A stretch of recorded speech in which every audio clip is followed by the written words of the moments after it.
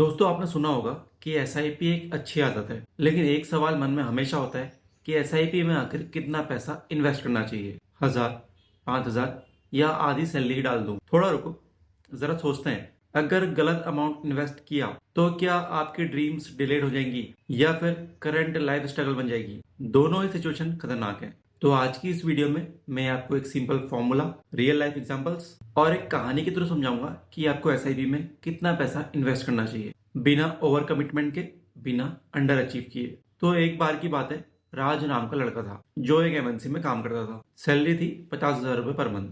उसने यूट्यूब पे एक वीडियो देखी थी जिसमें बोला गया था जितना ज्यादा इन्वेस्ट करोगे उतना ज्यादा पाओगे। तो राज ने सोचा चलो 20,000 रुपए एसआईपी में डाल देता हूँ, फास्ट ट्रैक वेल्थ क्रिएशन। पहला महीना ठीक गया, दूसरा महीना भी चला गया, तीसरे महीने में ईएमआई और मेडिकल इमरजेंसी आ गई। रिजल्ट, राज को एसआईपी तोड़नी पड़ी। अब वो एसआईपी से डिसअपॉइंटेड हो गया, जबकि प्रॉब्लम एसआईपी में नहीं थी, प्लानिंग में थी। और यहाँ पे आता है सवाल, how much is the right amount to invest? देखो दोस्तों, एसआईपी ना सिर्फ एक इन्वेस्टमेंट टूल नहीं है, ये एक डिसिप्लिन है। लेकिन डिसिप्लिन तभी बनेगा जब वो आपके लाइफस्टाइल के साथ सुचेबल हो। अगर आप ओवर कमिटमेंट करोगे तो आपको फाइनेंशियल प्रेशर आएगा, और अगर कम इन्वेस्ट करोगे तो आपके गोल्स अचीव होने में 10-15 साल लग सकते हैं। तो करें क्या? यहाँ पे आता है गोल्डन फॉर्मूला, 50-30-20 रूल। 50% अपने नीड्स के लिए, रेंट, ग्रोसरीज, बिल्स। 30% हो गई आपकी वॉन्ट्स, शॉपिंग्स, आउटिंग्स, नेटफ्लिक्स। 20% हो गई आपकी सेविंग्स या फिर इन्वेस्टमेंट्स। ये एसआईपी के लिए है।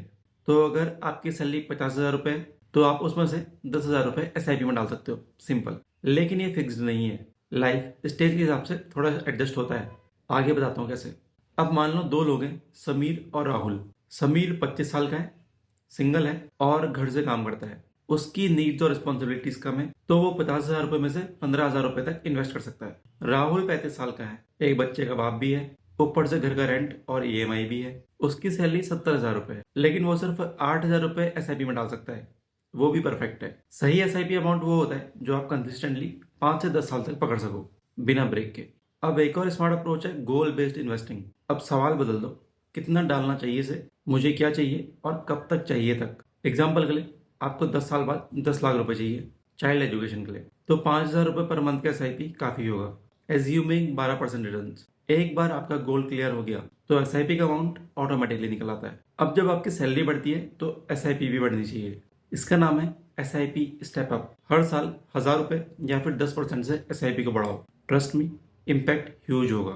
5,000 रुपए की एसआईपी अगर आप 500 रुपए ईयरली बढ़ाते हो तो 15 साल में आपका कॉर्पस सीधा 20 से 30 लाख रुपए तक पहुंच सकता है। तो दोस्तों, एसआईपी में कितना पैसा डालना चाहिए, इसका आंसर अब सिंपल है।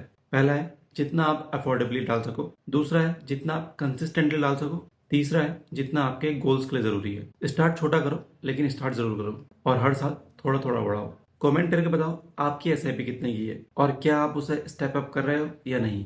अगर वीडियो पसंद आई हो तो लाइक जरूर करो और किसी ऐसे दोस्त के साथ शेयर करो जिसको एसआईपी स्टार्ट करने की जरूरत है। और हाँ, चैनल को सब्सक्राइब जरूर कर लेना ताकि ऐसे स्मार्ट फाइनेंस टिप्स रेगुलरली मिलते रहे। मिलते हैं अगली वीडियो में, तब तक के लिए स्मार्ट बनो, इन्वेस्ट करो और अपने पैसों से प्यार करो।